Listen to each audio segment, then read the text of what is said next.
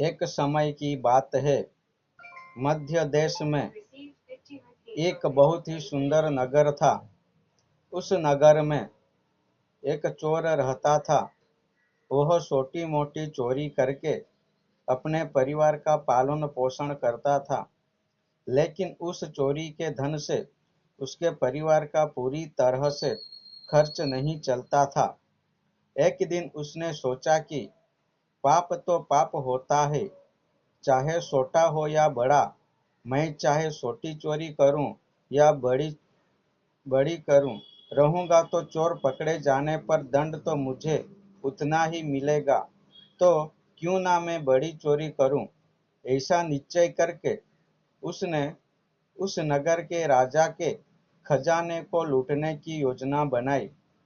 रात होने पर वह राजमहल में घुस गया और किसी तरह जहां राजा का खजाना था वहां पहुंच गया। वहां पहुंचकर उसने देखा कि खजाने पर कोई सैनिक पहरा दे रहे थे। सख्त पहरा देकर चोर को लगा कि उनकी आंखों में धूल झोंकना बहुत कठिन काम है, और सोचने लगा कि यह तो साक्षात काल पहरा दे रहा है। अगर मैंने चोरी करने की कोशिश की तो जीवित नहीं बचूं। यह सोचकर चोर उल्टे पांव लौट पड़ा, और लौटते समय उसने सोचा कि खाली हाथ लौटने से तो अच्छा है कि कुछ न कुछ तो यहाँ से ले ही चलूं। मेरा यहाँ आना व्यर्थ नहीं होना चाहिए। चोर के दिमाग में विचार आया कि राजा के शयन कक्ष में जाना चाहिए, जहाँ राजा सोता है, और शायद इस समय राजा अपने कपड़े उतार कर सोया होगा।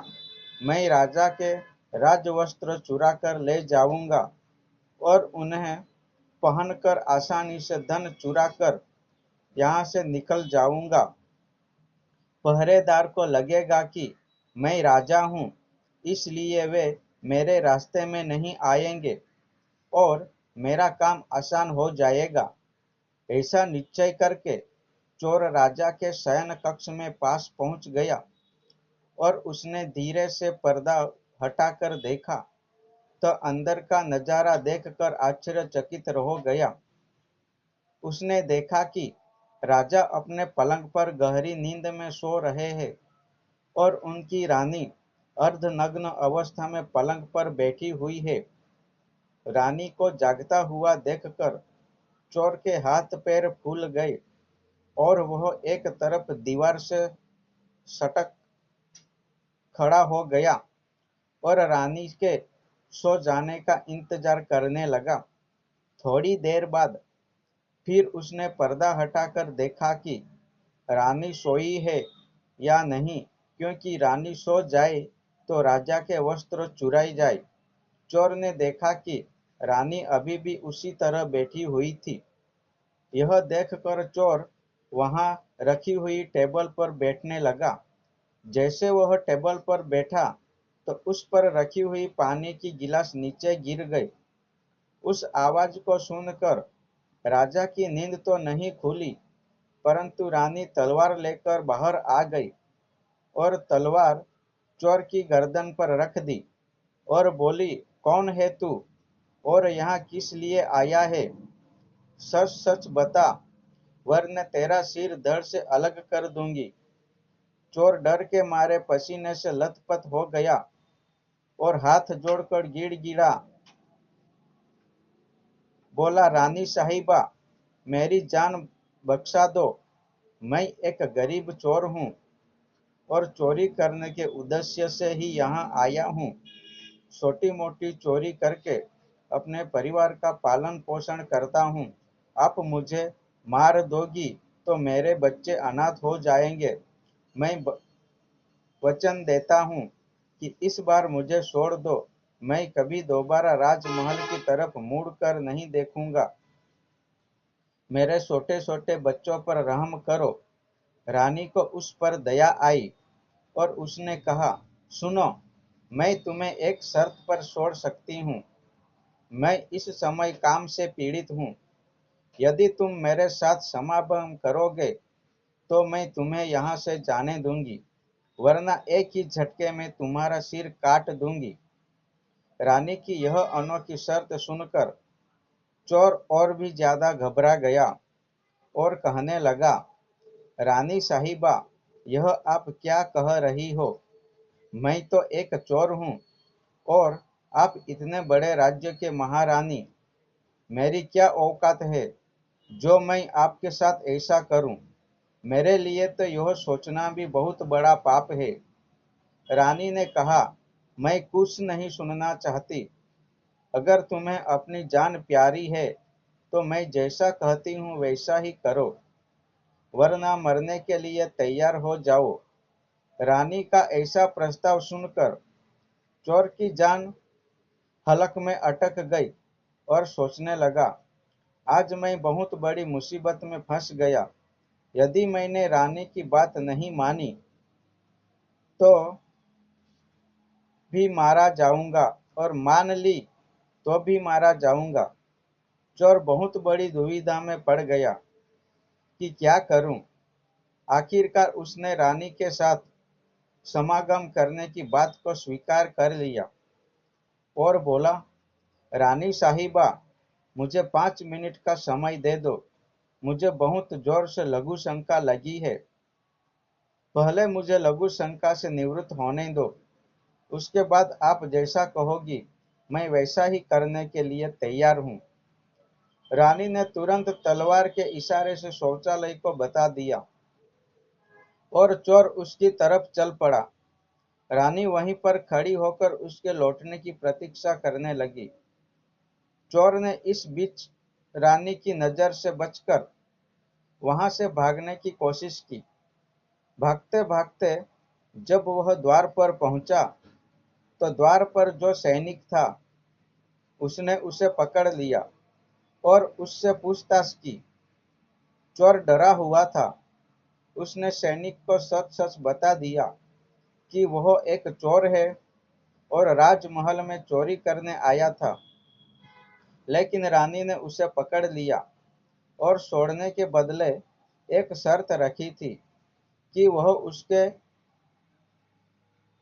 इसलिए मैं लघु शंका का बहाना बनाकर वहां से भाग आया हूँ। गिड़गिड़ाकर सैनिक से उसे छोड़ने का आग्रह करने लगा।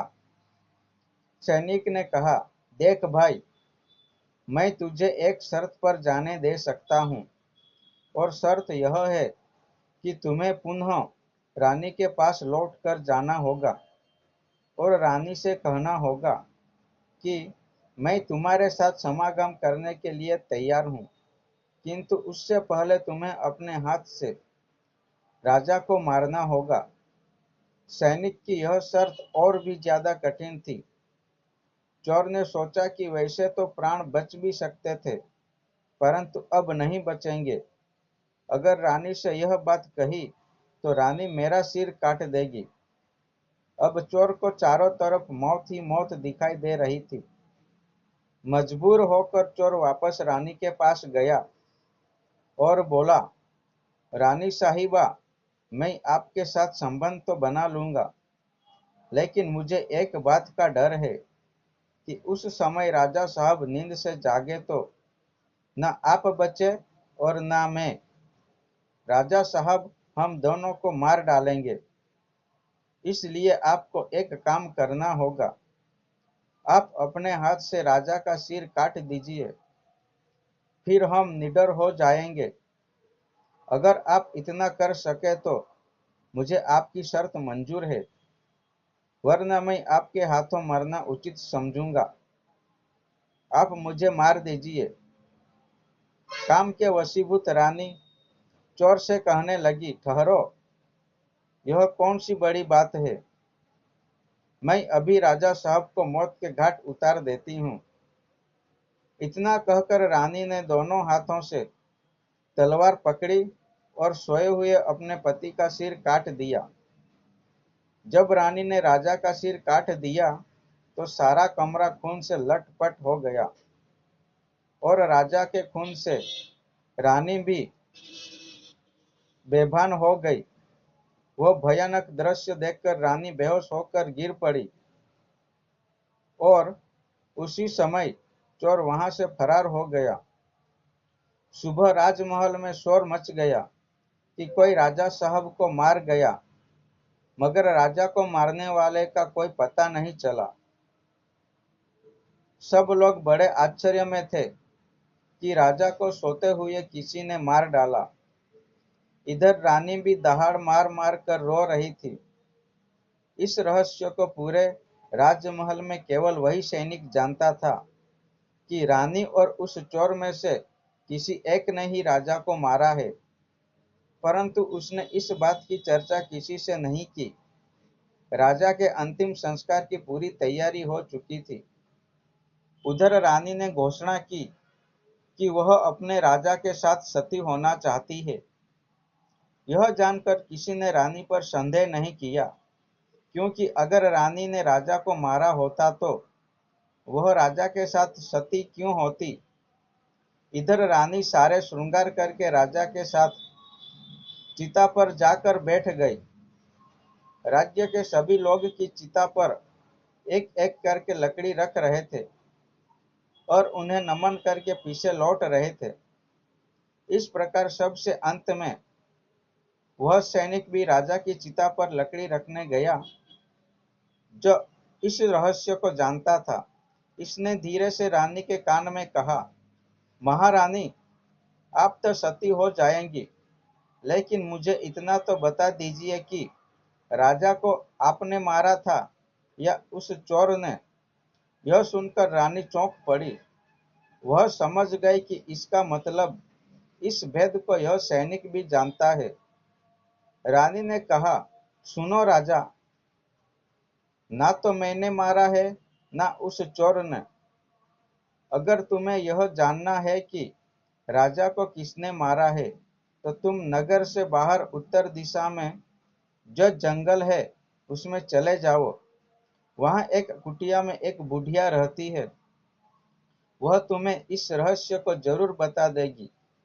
सैनिक को यह रहस्य जानना था, इसलिए वह अगले ही दिन रानी के बताए अनुसार जंगल में चला गया। जंगल में पहुंचने पर उसे वह कुटिया दिखाई दी जिसमें वह बुढ़िया रहती थी।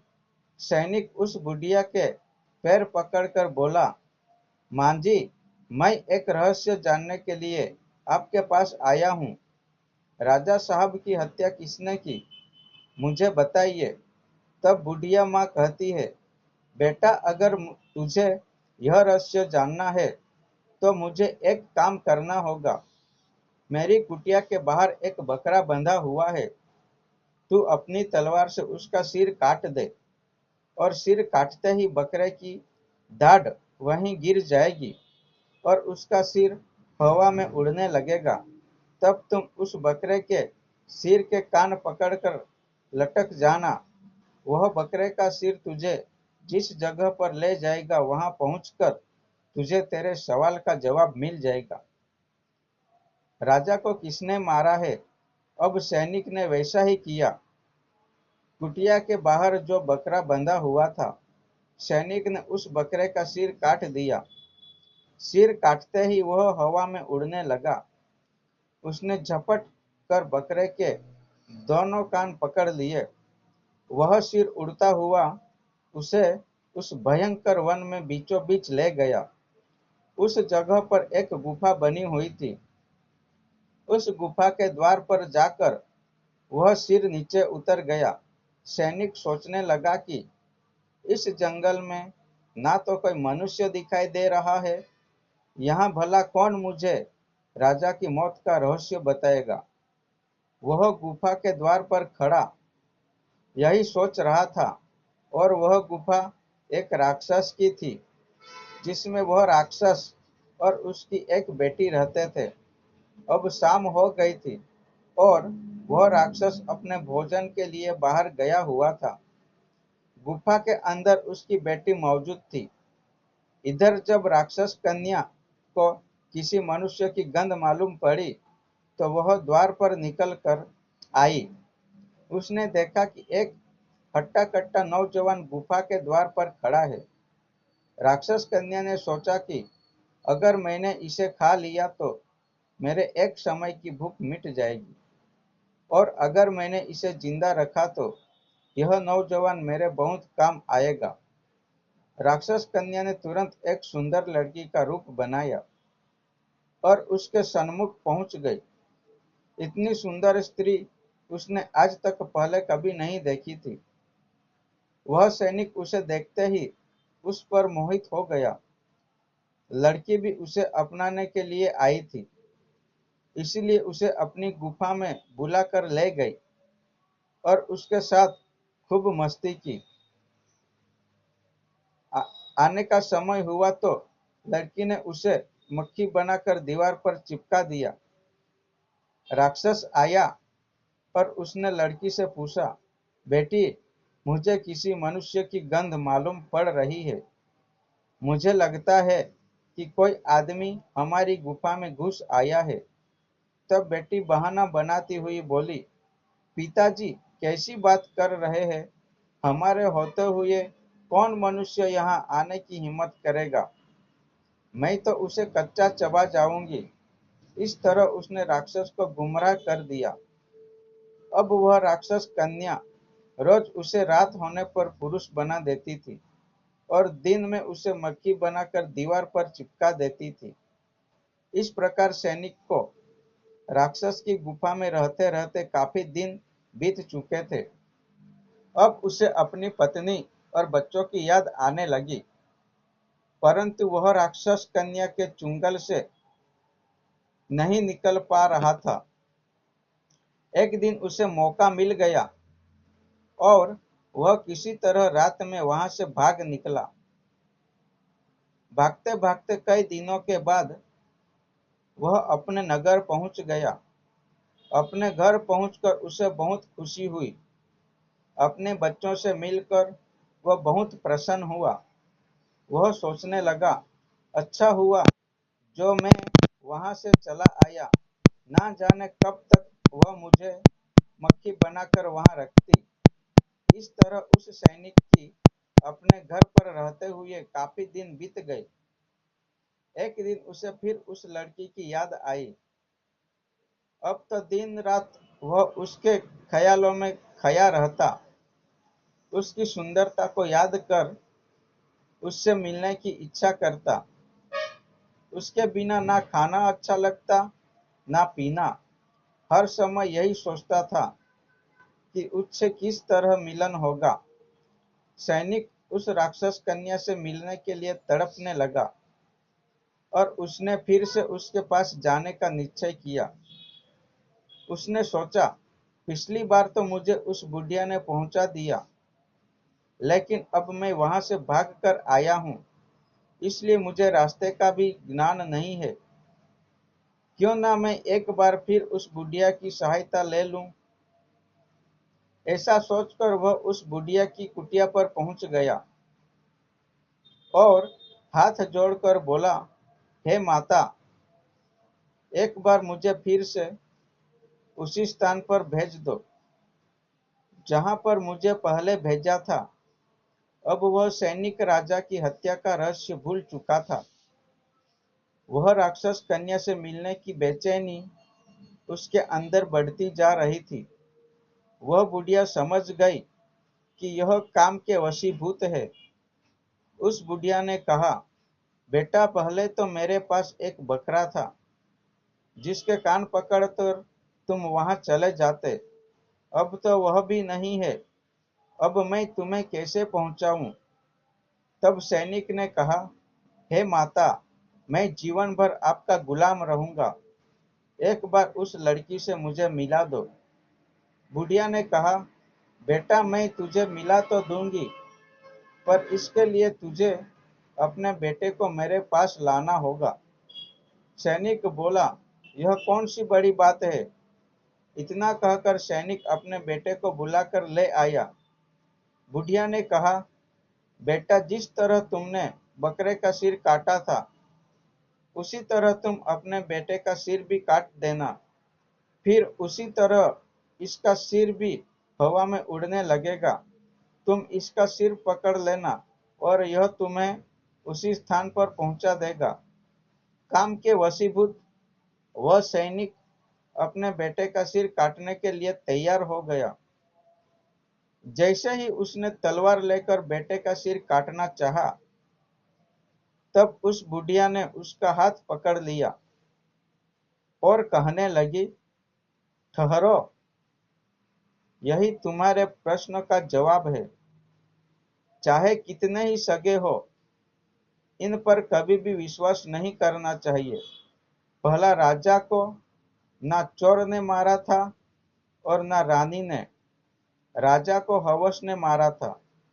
जिस तरह काम वासना में अंधा होकर तुम अपने बेटे को मारने के लिए तैयार हो गई, इसी तरह हवस के वशीभूत होकर मनुष्य अंधा हो जाता है और गलत से गलत काम भी कर जाता है। दूसरा, धन के लालच में आकर कोई भी किसी को मार डालता है।